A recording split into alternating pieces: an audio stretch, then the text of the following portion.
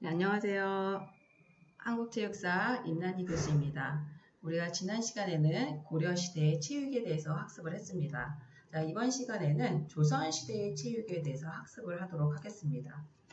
자, 조선시대의 체육에 대해서 알아보기 위해 조선시대 사회가 어땠는지 먼저 살펴보자면, 조선은 성리학 도입을 했고, 이 조선의 성리학 도입은 고려의 부정적인 사회의 현상을 극복하는 데 불가피한 조치였다고 보고 있습니다.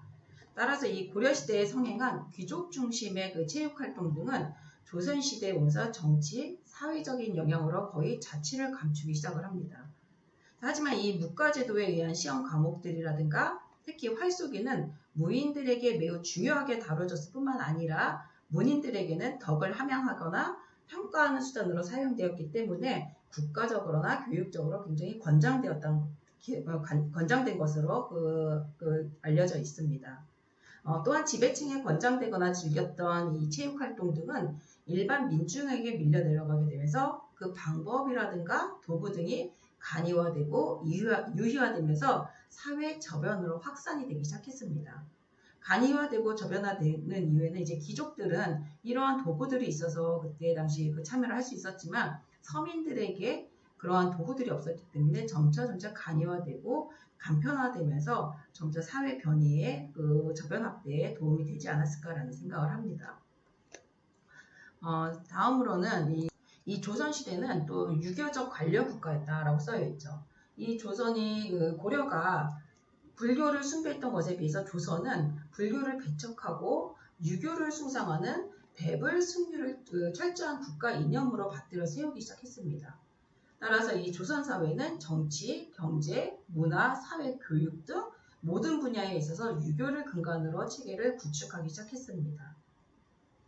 그래서 국민 생활의 기본적인 규범 의식이 되었고, 그러면서 이 삼강오륜이 생겼는데, 이 삼강오륜은 지고한 도덕률이 되었습니다. 그래서 신부는 대체로 왕조, 양반, 중인, 양인, 천민으로 구성이 되었는데, 이 조선시대의 교육은 당연히 유학, 그러니까 성리학 중심이었고, 교육은 과거를 통한 입시 출세의 주된 수단이 되었습니다. 이러한 숙문주의를 통해서 태계라든가 율곡 등 학식과 덕망을 갖춘 위대한 인물들이 배출이 되기 시작했는데, 국방정책은 이 전 국민을 병사로 삼고 그다음에 겨울 농한기에 군사훈련을 습득시키는 병농일치제를 기저로 하였습니다. 따라서 양인 이상의 국민은 16세 이상에서 60세에 이르기까지 누구나 군역의 의무를 가졌는데, 따라서 군무에 종사하는 양인 이상의 남성들은 각종 무예를 익혀야만 했습니다. 그리고 백성은 평상시에도 무예를 습득하도록 강요를 당했고, 그다음에 병장기 휴가를 백성의 의무로 정하기도 하였습니다. 그러니까 국방정책을 위한 무예를 장려했다라고 볼 수가 있는 것이죠. 자, 그렇다면 조선시대의 교육은 어땠을까요? 자, 조선시대의 교육은 초기부터 이 유교주의 국가 이념을 바탕으로 한 교육기관이 증설되어서 이에 따른 교육이 실시되었습니다. 그래서 조선시대 교육 형태는 크게 유학교육과 무학교육, 기술교육으로 나눌 수가 있는데, 먼저 이 유학교육으로는 고등교육을 담당했던 성균관, 이 성균관을 한양에 두었고, 중등교육기관으로는 한양의 사부, 그러니까 사부학당, 그 지방에는 향교를 두어서 성리학적 소양을 지닌 사대부 양성을 목표로 유교 경전 중심의 수업을 했고, 초등교육기관으로는 서당을 두어서 초급 유학지식, 그다음에 천자문 등의 교육을 시켰다고 볼 수가 있겠습니다. 또한 이 무학교육은 훈련원과 사정을 중심으로 이루어졌는데, 이 기술교육은 해당 관청에서 별도로 실시한 걸로 전해져 내려오고 있습니다. 자, 그렇다면 이 교육기관에 대해서 좀 더 간단하게 더 설명을 드리자면은, 이 성균관은 조선시대의 성균관은 이 고려시대의 최고 교육기관이 국자감의 명칭이 바뀌어서 성균관이라는 이름으로 바뀐 것이라고 이해를 하시면 되겠고, 자, 이 성균관은 성리학을 바탕으로 지배 이념을 보급해서 유교적 소양을 갖춘 관료를 양성함으로써 왕조 체제를 유지하는 데 기여를 했습니다. 그래서 이 성균관 입학 자격은 속가 급제자인 생원, 진사의 생원이나 진사에 한했지만, 결혼이 있을 경우에는 사학의 생도나 무능 자제들도 입학을 할 수가 있었습니다.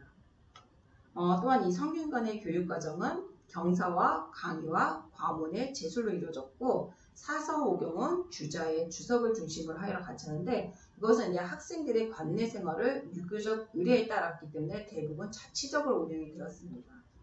그리고 가보개혁으로 이 과거제도가 이제 폐지된 이후에 성균관에 경학과가 신설되어서 역사라든가 지리, 세계사, 세계지리, 수학 등을 교육을 했지만 한일합병에 의해서 성균관의 교육은 중단이 되었고 명칭도 경학원으로 바뀌게 됩니다. 자, 다음으로 이 사학이라는 것은 고려시대에 개경에 설치되었던 오부학당을 조선이 계승해서 세운 교육기관이 이 사학이라고 보시면 될 것 같고 다음으로 이 향교는 조선시대의 이 향교는 고려시대 지방에 설립된 중등학교 수준의 교육기관이었지만 조선시대에 들어와서는 크게 발전을 했습니다. 그러니까 이 향교는 한마디로 성균관의 축소판이라고 이해를 하시면 될 것 같습니다. 다음으로 이 무학교육의 훈련원은 조선시대 군사의 시제와 무예의 훈련 및 병서의 습득을 관장하기 위해서 설치되었던 관서입니다. 그래서 훈련원의 임무는 크게 시취와 연무 두 가지였는데 이 시취의 경우에는 가장 중요한 것이 묵과를 주관하는 일이었고 연무는 병서들을 습득하는 것을 포함해서 군사력의 유지라든가 발전을 위해 주력하는 일이었다라고 보시면 되겠습니다. 이 사정은 조선시대의 사정의 그 형태는 관설사정과 민간사정으로 나뉘었는데 태종은 훈련원에 사정을 세우고 묵과의 시험 장소를 정했습니다. 그리고 동시에 무인과 군졸이 습사할 수 있도록 최초의 관설사정이 되었다라고 보시면 되겠습니다. 자, 다음으로 이 조선시대 과거제도입니다. 자, 이 조선 정기, 그러니까 조선 정기에는 유교적인 국가 이념을 바탕으로 한 교육이 실시되었고 과거법을 제정하였었는데 조선시대의 과거제도는 전공 영역에 따라서 문과 채용을 위한 문과 그리고 무관을 채우기 위한 무사 그리고 기술관 채용을 위한 작가 등이 있었습니다. 자, 이 문과 같은 경우에는 성균관의 유생들은 공부를 마친 뒤에 다시 문과, 즉 대과에 응시를 했는데 이 문과 시험의 초시와 복시는 합격한 자들은 전시에서 갑을 병과로 분류가 되었습니다.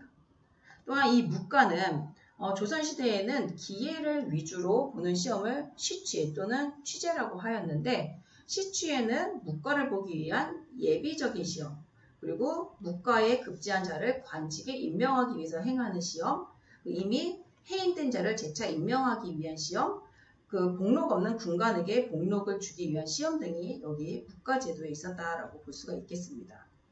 다음으로 이 잡과는 기술과 채용이라고 되어 있는데 이 기술관 채용을 위한 잡과에서는 예조와 형조, 전이감, 관상감 등의 각각 관서에서 교육 및 채용을 맡아 실시했다라고 보고 있습니다. 이렇게 과거제도에는 문과, 무과, 잡과가 있었다는 거 설명을 해드렸고 다음으로는 이제 조선시대의 체육에 대해서 학습을 하도록 하겠습니다. 조선시대 첫 번째 이제 활쏘기라고 나와 있죠.